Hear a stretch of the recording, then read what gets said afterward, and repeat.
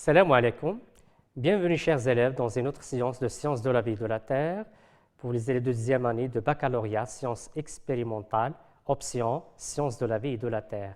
Et toujours avec l'unité 5, l'immunologie, rappelez-vous qu'on a vu les différents mécanismes permettant de lutter, de défendre contre les agents pathogènes. On a vu qu'il y a l'immunité naturelle, les barrières naturelles, la phagocytose, le système de complément. Ce sont des moyens qui sont dirigés contre tous les agents pathogènes. Ce sont n'importe quel agent pathogène non spécifique. Parfois, cette immunité n'arrive pas à éliminer l'agent pathogène, d'où l'intervention d'immunité plus spécifique. Ici, on a dit qu'il y a l'immunité à médiation immorale et à médiation cellulaire. À médiation immorale par des facteurs circulant dans le sérum, les acteurs sont les anticorps qui se lient à l'agent pathogène pour neutraliser. Ces anticorps sont dérivés du plasmocyte, sécrétés par les plasmocytes. Ils forment une cellule différenciée à partir du lymphocyte P lorsqu'il est activé, et une immunité à médiation cellulaire dont les acteurs sont les lymphocytes T8 cytotoxiques. On s'interroge, chers élèves, sur la relation entre les cellules, comment ces cellules fonctionnent, quelle coopération existe-t-il entre ces cellules. C'est l'objet de notre cours aujourd'hui. Dans cette science, c'est la coopération entre les cellules immunitaires. Et je vous invite, chers élèves, à observer ces deux photos. La première, c'est une microphotographie de moelle osseuse. Vous observez ici qu'il y a des cellules. Ce sont des cellules blanches qui sont colorées ici avec différentes formes du noyau. Donc, ce sont différentes cellules souches des cellules sanguines. Ici, on observe une cellule avec les globules rouges. On a un globule blanc, c'est le lymphocyte. Il est en relation extraite à partir de la moelle osseuse de l'os, ce qui signifie une origine au niveau de l'os. Et je vous invite, chers élèves, à observer le système immunitaire. Ce sera l'occasion de voir en détail ce système immunitaire. Voyez-vous qu'il y a un ensemble d'organes. Quels sont ces organes? Observez bien. On distingue entre deux types d'organes. Il y a des organes immunitaires périphériques, ce sont des lieux de stockage des cellules de l'immunité. Il y a des lieux de formation des cellules de l'immunité qui sont thymus, au niveau de la poitrine, et on a la moelle osseuse, moelle rouge des os. Comme vous voyez, ce sont ces deux organes, ce sont des organes centraux. Ce sont les lieux où les cellules immunitaires subissent leur maturation, acquièrent leur maturation à ce niveau-là, au niveau de ces organes, donc lieu de formation et aussi de maturation. Et il y a des autres organes qui sont les amygdales végétales et ganglions du cou, les ganglions au niveau de l'aisselle, la rate, ganglions abdominaux au niveau de l'abdomen et des ganglions de l'aine. Tous ces organes, observons bien qu'ils occupent des positions stratégiques. Ce sont des lieux où il y a un contact avec le milieu extérieur. Donc, s'il y a une invasion, donc ils vont intervenir. Ce sont les lieux où il y a les cellules immunitaires sont stockées. Regardons dans le schéma ci-contre. On a schématisé la moelle osseuse rouge et le thymus. Et on a signalé ici que c'est le lieu de formation des lymphocytes prêtés. Et ici aussi la formation et maturation des lymphocytes B. Notez bien que les lymphocytes B, leur production se fait au niveau de la moelle osseuse et aussi leur maturation. Est-ce que c'est la même chose pour les cellules T? Non. Comme leur nom l'indique, cellules T, lymphocytes T, donc leur maturation s'effectue au niveau dans le thymus, maturation de lymphocytes T. C'est pour cela qu'on les symbolise T au niveau des thymus, alors que pour les lymphocytes B, c'est au niveau de la moelle osseuse. Bone, c'est l'os en anglais. Après leur maturation, ces lymphocytes B vont quoi? Vont migrer, migration des lymphocytes B immunocompétents, c'est-à-dire ils ont déjà acquis leur immunocompétence. Qu'est-ce que ça veut dire immunocompétent? Ça veut dire qu'ils sont capables de distinguer entre le soi et le non-soi. Cette distinction, cette caractéristique, il est acquis au niveau de ces deux organes, les lymphocytes B au niveau de l'os et pour les lymphocytes T au niveau des thymus. Puis ils vont migrer vers le sang et puis transporter vers le sang et puis vont être stockés au niveau de ces organes périphériques. Et donc on revient sur l'origine de ces cellules. Quelles sont les classes des cellules immunitaires? Voyez-vous, chers élèves, ce schéma qui illustre les différents types de cellules. Regardons que toutes les cellules dérivent d'une seule cellule. C'est ce qu'on appelle c'est une cellule souche pluripotente, qui se différencie en plusieurs types de cellules. On distingue deux types de cellules souches myéloïdes et cellules souches lymphoïdes. La cellule souche lymphoïde, responsable de la formation de cellules NK, en anglais natural killer, ce sont les cellules tueuses naturelles. Aussi, les lymphocytes T qui passent par leur maturation en stade pré-T, avant l'acquisition des récepteurs au niveau de la membrane, leur permettant de différencier, de distinguer entre le soi et le non-soi, de reconnaître l'antigène. Aussi, on a les pré-B qui se différencient en lymphocytes B. Ça pour la cellule souche, pour la ligne lymphoïde. Pour la ligne myéloïde, regardons que se différencier cette cellule donne des monocytes. Pourquoi on l'appelle monocyte? Parce qu'il y a un seul noyau ici. On a les basophiles, des eosinophiles, des neutrophiles. Observons bien ici, on trouve qu'il contient des granules. Ce sont des vésicules. Ce sont ces cellules vont jouer le rôle. Intervient aussi dans la phagocytose. On les qualifie les trois types de polynucléaires parce qu'il existe des vésicules à l'intérieur. Aussi, un autre type de cellules, ce sont les cellules dendritiques et aussi il y a les hémacées. Donc ça concernant l'origine des cellules immunitaires et les différentes classes. Maintenant, on va s'interroger sur la coopération. Est-ce qu'il y a une coopération entre les cellules? Est-ce que la réponse immunitaire nécessite une coordination, une coopération entre les cellules immunitaires? C'est ce qu'on va voir dans ce document et dans cette expérience. Regardons, chers élèves, c'est une expérience de Clamont. Dans cette expérience, on a 4 lots. Avant, les rats ont subi une irradiation qui détruit tous les lymphocytes. Et on a une expérience, c'est un lot témoin, on n'a pas détruit pour comparer les résultats. Dans le cas aucun traitement, regardons, il y a une agglutination lorsqu'on ajoute du sérum. Quand on mélange le sérum de chaque lot, de chaque rat, avec le globule rouge du mouton, c'est un antigène. Qu'est-ce qu'on observe dans les résultats? Donc, pour le témoin, regardons, il y a une agglutination. Ça veut dire quoi, agglutination? Comment peut-on expliquer l'agglutination? Ça signifie une réponse immunitaire.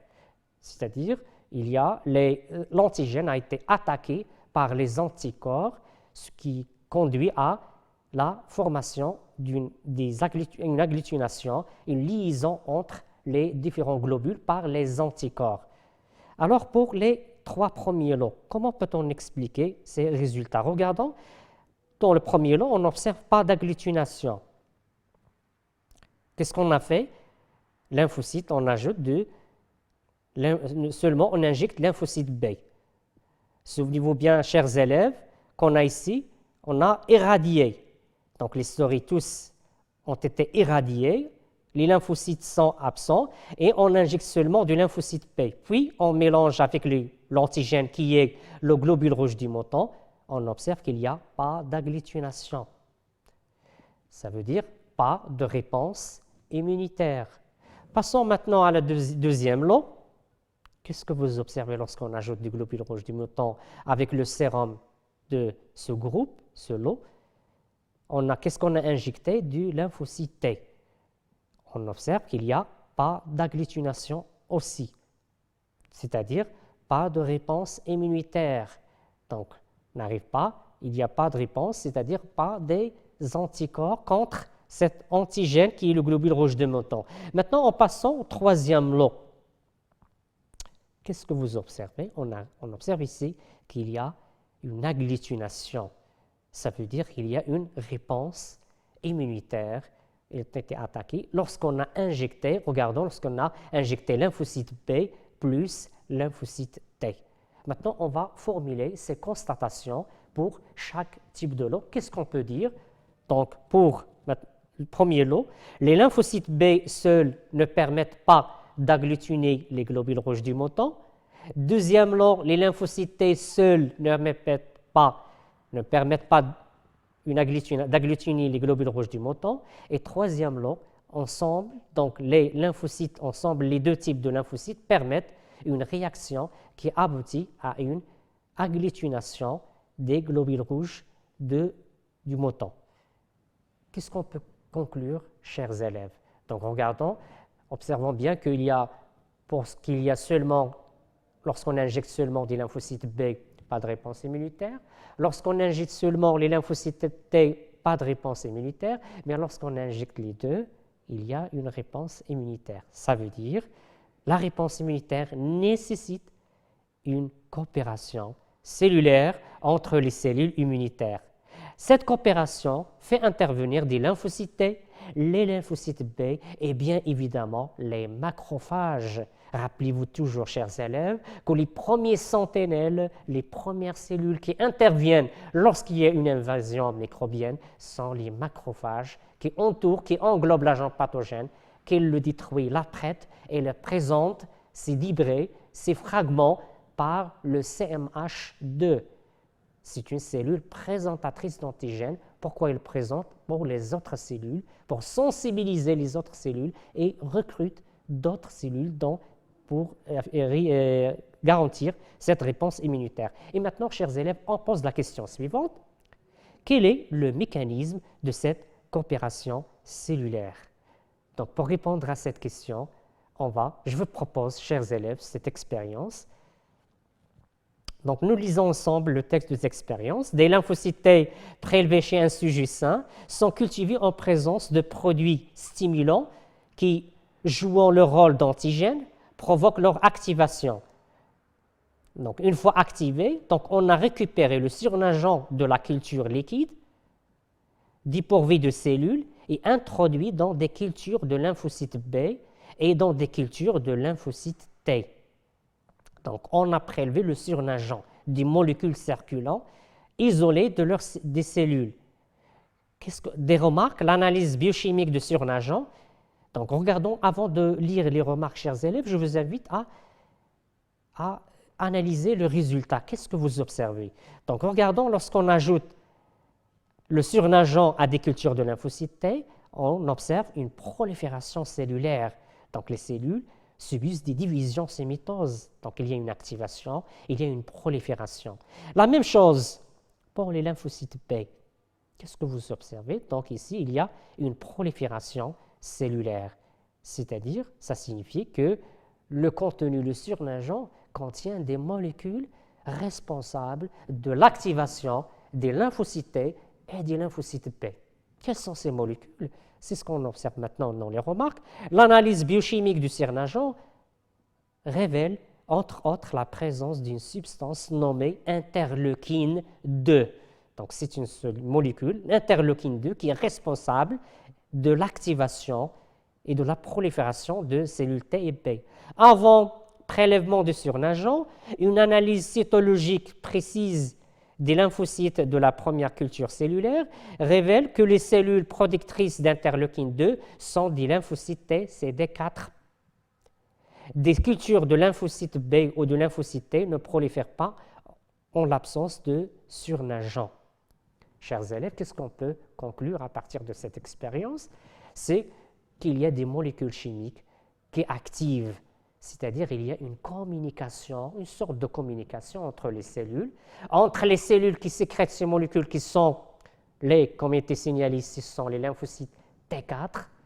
Ces T4 sécrètent l'interleukine 2 qui agit sur les lymphocytes P, induisant leur prolifération, et agit aussi sur les lymphocytes T, induisant leur prolifération. Et c'est ce que je vous propose maintenant pour illustrer cet effet. Regardons dans son schéma. Lymphocyte T4 appelé, on l'appelle aussi auxiliaire. Pourquoi auxiliaire? Parce qu'elle aide à la réponse immunitaire, permettent une efficacité de la réponse immunitaire en activant les lymphocytes B et les lymphocytes T. Regardons l'interleukine 2 ici. Lorsqu'elle injecte l'interleukine 2, on a symbolisé plus, ça signifie quoi? Activation. Il active les lymphocytes T, CD8, pour se différencier. Regardons, il se différencie en lymphocytes T cytotoxiques, capables de détruire les cellules infectées, les cellules soupçonnées être infectées par un virus ou qui est antigénique, et aussi activer les lymphocytes B pour se différencier, leur différenciation en plasmocytes sécréteurs d'anticorps. Les interleukines sécrétées par les LT auxiliaires stimulent la multiplication et la différenciation des lymphocytes B et T8 activés. Et regardons ici dans l'image, un lymphocyte CD4 entre en contact avec le lymphocyte B et le stimule en libérant des interleukines. À travers les interleukines, que se fait une communication entre les cellules pour assurer une efficacité de la réponse immunitaire. Chers élèves, nous allons essayer maintenant de résumer les deux types d'immunité, l'immunité immorale et cellulaire avec l'immunité naturelle, tout en tenant compte de la coopération cellulaire par les molécules chimiques via ces interleukines. Il n'y a pas seulement interleukine 2, il y a d'autres interleukines. Voilà, je vous présente ce schéma. C'est un schéma bilan qui illustre les différents mécanismes qu'on a parlé. La première des choses, il y a la reconnaissance des antigènes. Les cellules présentatrices d'antigènes, par exemple les macrophages, lorsqu'ils avalent l'antigène, ils le détruisent, donc ils présentent des déterminants, on l'appelle déterminants antigéniques, au niveau par le CMH2, qui va être reconnu par les T4. Regardons le T4 avec son TCR, reconnu par une double reconnaissance, l'antigène et le CMH2. Et regardons aussi, on a signalé ici l'interleukine 1. Donc, la cellule macrophage active le T4. Ce lymphocyte T4 va se multiplier, une multiplication, se transforme en T auxiliaire qui va intervenir dans l'activation des deux types d'immunité en parallèlement. Donc, l'immunité, on a des immunités à médiation cellulaire. Les lymphocytes P reconnaissent l'antigène par leur récepteur. Ici, le récepteur membranaire, ce sont des anticorps membranaires qui reconnaissent le lymphocyte B. Il s'active, il y a une division cellulaire, puis se différencie en plasmocytes. Donc ici, on a trois étapes. La phase d'induction, la reconnaissance se fait par l'anticorps membranaire, phase d'induction, induit l'activation de cette cellule. Puis il y a une phase d'amplification parce que la cellule subit plusieurs mitoses pour donner plusieurs cellules. Et puis il y a une phase, toujours dans l'amplification, il y a division cellulaire, multiplication et différenciation en plasmocytes ici, sécréteurs d'anticorps. Ces anticorps, dans une troisième phase qualifiée phase effectrice, vont se lier à l'antigène pour le neutraliser ou pour faciliter la phagocytose, par exemple ici. Même chose pour l'immunité à médiation cellulaire. Lorsque T8 il est activé, lorsqu'il reconnaît un antigène, rappelez-vous, on a dit soit une cellule, par exemple, une cellule cancéreuse, ou une cellule, par exemple, infectée par un virus. Il va être reconnu par les T8 qui circulent toujours dans le corps. Une fois il est détecté, donc il y aura activation des T8, comme vous observez dans ce schéma. Donc T8, une fois activé, va se subir des divisions, des mitoses, et puis après, il va se différencier en T cétotoxique. Il va se différencier en T cétotoxique.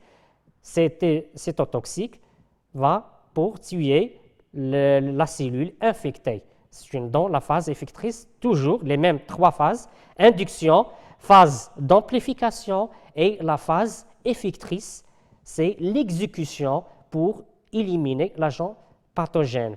Et observons, chers élèves, toujours on a dit qu'il y a une coopération. Cette coopération, elle est illustrée ici par l'intervention des interleukines, les interleukines 2, aussi d'autres molécules comme l'interféron gamma, et c'est l'interféron 4, 5, 6 qui intervient dans la différenciation, aussi dans la phase d'amplification, dans la multiplication des cellules et dans leur différenciation. Chers élèves, notre séance arrive à sa fin, donc à la prochaine séance et merci pour votre attention.